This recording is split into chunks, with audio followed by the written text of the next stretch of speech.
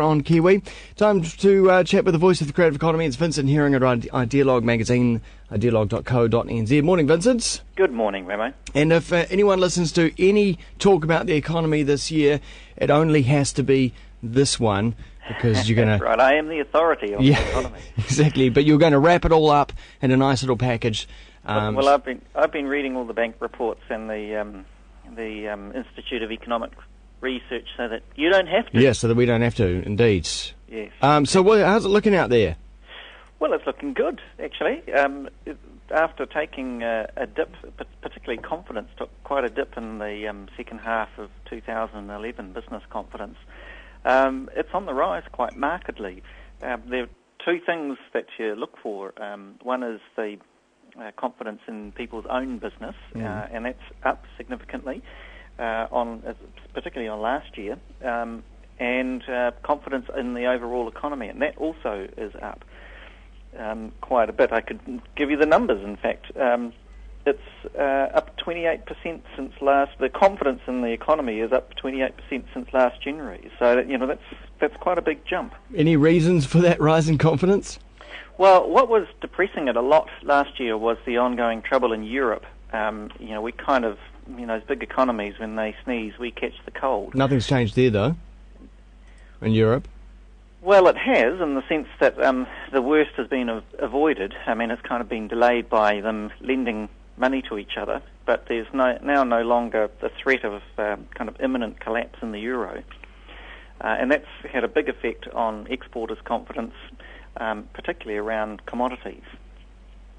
But as you say, a delay, so I really... that side of things I don't understand, because... in the long term we're all dead. Because Greece is going to fail no matter what. It's going to happen. It will. Greece is a terrible place. They've got incredible unemployment. But anyway, that's miles away. Okay, all right. And the other thing, there are a few things else that are looking good. We've had a historically low home building and home consents trend in New Zealand. In fact, we're still... Despite the growth in January, we're still something like 37% down on the average of home building, so still massively low. But some slight improvements there. Home building is up 3.7%, and again 28% higher than last year. And that is off the back of more activity in Christchurch and a little bit more activity in Auckland. Yep. So... builders and the property sector still incredibly deflated, and perversely actually having an effect on house prices, and in inner city Auckland, where house prices are on the up and sales proceeding quite quickly because there's a lack of supply now of housing in Auckland. They say there's not enough land being released. Is that right? Well, there's a bit of politics in that, actually. There is a movement of some people that say that we need to stop the concentration of building in the city and expand it. Let the urban sprawl continue. That's not been the case. We've been trying to increase the density of our cities to stop the urban sprawl in the last couple of decades, which follows the trend in Europe. Yeah, exactly. And we're kind of getting used to apartments. And apartment growth is on the rise as well. What else is up? Unemployment is down. Unemployment is down a little bit. How much? I've got it here. Unemployment it's fallen from 6.6% to 6.3%. So a very small fall. And that's a function just of the overall improvement in the economy, and it's sort of adjusted for seasonality and so forth. Yeah. Just an overall increase in the economy and growth in low-skill labour as opposed to high-skilled labour. But still a huge number, 6.3%. That's actually massive still. Yeah. It's a huge number of our people not in productive labour.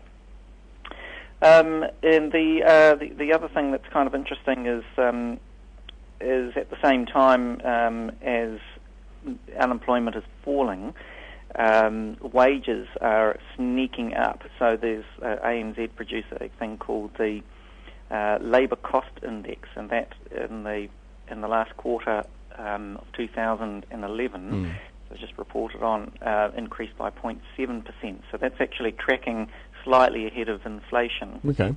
And was higher than people expected. And actually, if you think about what's happening at the moment, there's at least 3 quite high-profile strikes happening at the moment. The Ports of Auckland, Oceania, which is an aged care business, and meat workers.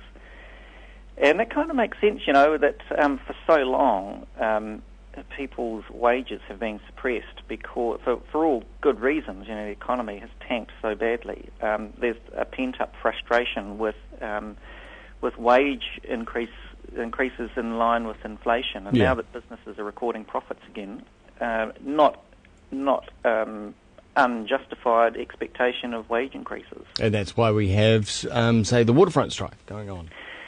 Yes, that's right. And, it's funny, the wage increases typically happen in those concentrated monopolies where workers can actually put a stranglehold on things. So, wouldn't be surprised to see, airline pilots and such like going on strike again. But it's interesting that those 3 strikes, ports, aged care workers and meat workers, all at that kind of lower skill end of the spectrum, where, people are living on barely on the minimum wage.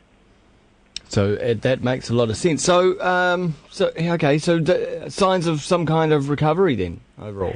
Yeah, I think so. The prospects are looking brighter than they have for a long time. Wammo, confidence is up, building consent's up, commodities are still holding up. So the farmers are still doing well. Didn't we feel like this the same time last year though, beginning of the last year?